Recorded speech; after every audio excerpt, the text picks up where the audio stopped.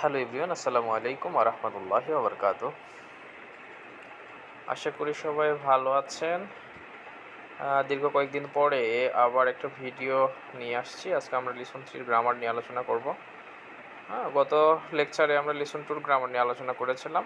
মাঝখানে অনেকটা গ্যাপ হয়ে গিয়েছে, ভিডিও দিতে পারি না, এই জন্য আমি আন্তরিকভাবে দুঃখিত। আজকে আমরা লিসন 3 গ্রামারটা নিয়ে একটু শর্টকাটে আলোচনা করি।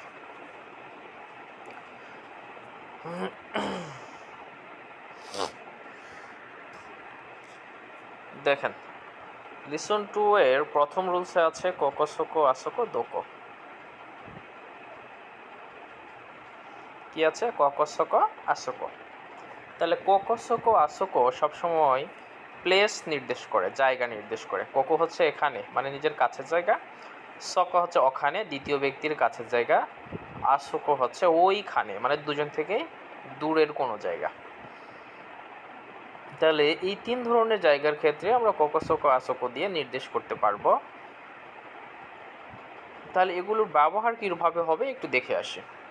দেখেন, 2 নম্বর রুলসটা ব্যবহারটা দিয়ে রাখছে সুন্দরভাবে, এটা একটু ভালোভাবে দেখেন। নাউন 1 ওয়া, নাউন 2 প্লেস, তাহলে দ্বিতীয় নাউনটা হচ্ছে প্লেস। তারপরে আছে দেশ। নাউন 1 ওয়া, নাউন 2 প্লেস দেশ।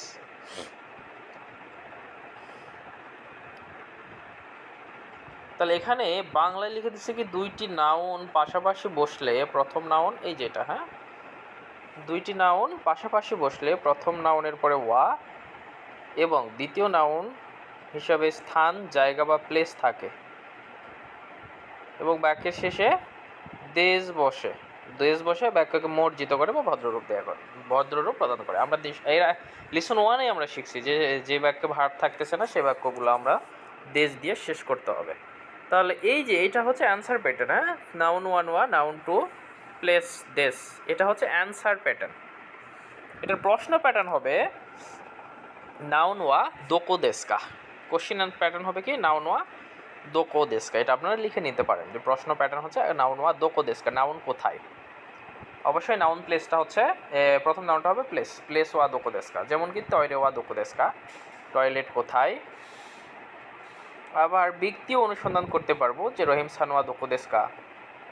হ্যাঁ, ব্যক্তি অনুসন্ধান করার ক্ষেত্রে এই প্রশ্ন দিয়ে আমরা প্রশ্ন করতে পারবো। তাহলে প্রশ্ন হবে ওইটা নাউন ওয়া দোকো দেশকা, নাউন কোথায়। তাহলে ওটার অ্যান্সারে আমরা রুলস 2 দিয়ে অ্যান্সার করতে পারবো, নাউন 1 ওয়া, নাউন 2 প্লেস। যদি প্রশ্ন করি রহিম সানোয়া দোকো দেশকা, তাহলে অ্যান্সার দিতে পারবো কি, রহিম সানোয়া কোকো দেশ, রহিম সানোয়া সকো দেশ, রহিম সানোয়া আসোকো দেশ। এখানে দেখেন এক্সাম্পলে যেটা দিয়ে দিছে, এটা একটু আপনারা খেয়াল করেন তাহলে বুঝতে পারবেন।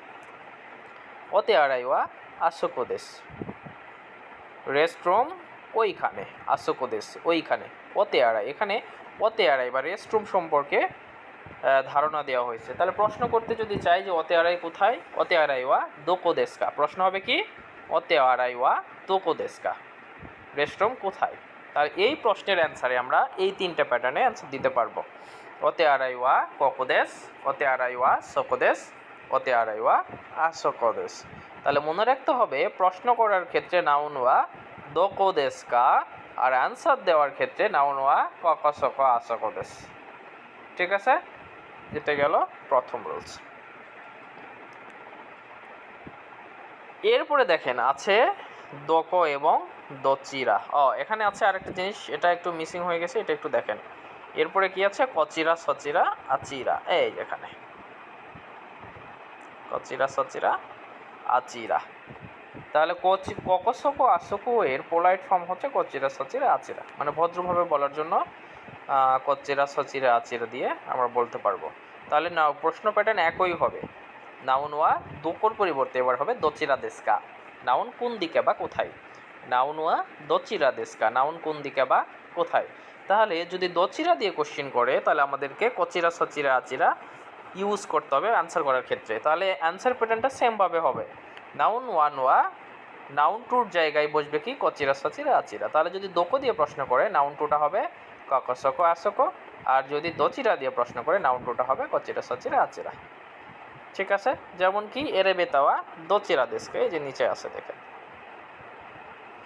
এখানে, হ্যাঁ, এই যে আমি আন্ডারলাইন করে দিলাম, হাইলাইট করে দিছি।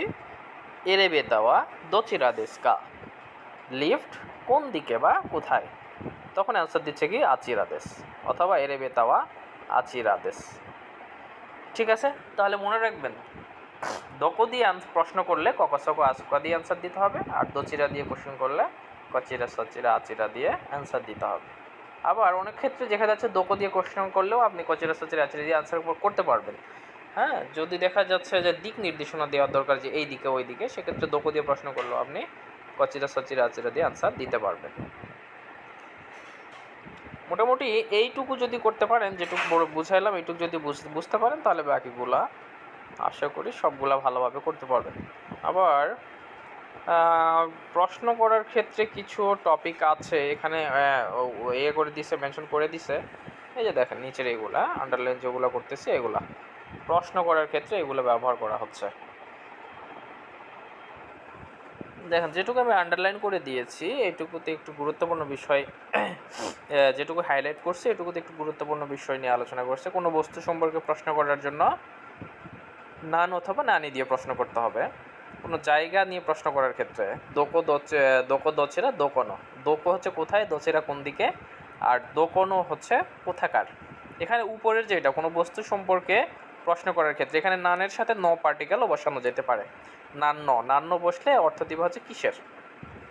তারপরে 3 নম্বর যেটা আছে, কোনো ব্যক্তি নিয়ে প্রশ্ন করলে কে বা কার, দাঁড়ে হচ্ছে কে, দোনাতা কে, এবং দাঁড়ে ন হচ্ছে কার অর্থ দিবে। সময় নিয়ে যদি প্রশ্ন করা হয় তাহলে ইচ্ছু দিয়ে কখন বা কবে অর্থ আসবে। আর কারণ জানার ক্ষেত্রে যদি প্রশ্ন করতে হয় তাহলে আমাকে দশটা বা না যে দিয়ে প্রশ্ন করতে হবে। ঠিক আছে, এই হচ্ছে আপনাদের লিসন 3। লিসন 3টা মোটামুটি সহজ। ওই যে কোকোসোকো আসোকো কচেরা সচেরা আচেরা, এই দুইটা টপিক যদি আপনারা ক্লিয়ার করতে পারেন তাহলে পুরো লিসনটা আপনি সহজেই করতে পারবেন। ঠিক আছে, তাহলে মূল থিম কি থাকলো এই লিসনের? না, প্রশ্ন করার প্যাটার্ন হচ্ছে নাওনোয়া দোকো দেশকা অথবা নাওনোয়া দোচিরা দেশকা, আর অ্যান্সার হবে কি নাওনোয়া ককোসোকো আসোকো দেশ অথবা নাওনোয়া কচিরা সচিরা আচিরা দেশ।